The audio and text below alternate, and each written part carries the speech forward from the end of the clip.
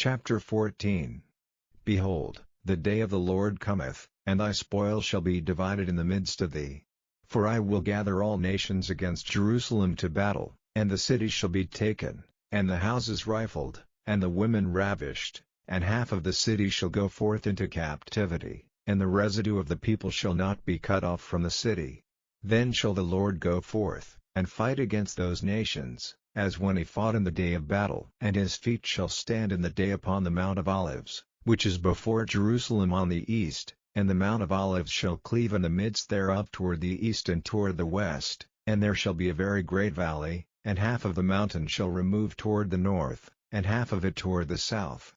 And ye shall flee to the valley of the mountains, for the valley of the mountains shall reach unto Azael, yea, ye shall flee, like as ye fled from before the earthquake in the days of Uzziah king of Judah. And the Lord my God shall come, and all the saints with thee. And it shall come to pass in that day, that the light shall not be clear, nor dark, but it shall be one day which shall be known to the Lord, not day, nor night. But it shall come to pass, that at evening time it shall be light. And it shall be in that day, that living waters shall go out from Jerusalem, half of them toward the former sea, and half of them toward the hinder sea. In summer and in winter shall it be. And the Lord shall be king over all the earth. In that day shall there be one Lord, and his name one. All the land shall be turned as a plain from Geba to Rimmon south of Jerusalem, and it shall be lifted up, and inhabited in her place, from Benjamin's gate unto the place of the first gate, unto the corner gate, and from the tower of Hananel unto the king's wine presses. And men shall dwell in it, and there shall be no more utter destruction, but Jerusalem shall be safely inhabited.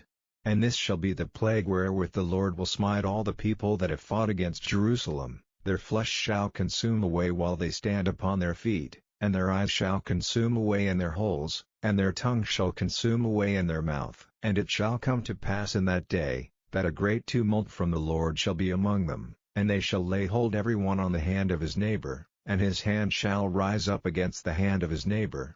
And Judah also shall fight at Jerusalem, and the wealth of all the heathen round about shall be gathered together, gold, and silver, and apparel, in great abundance.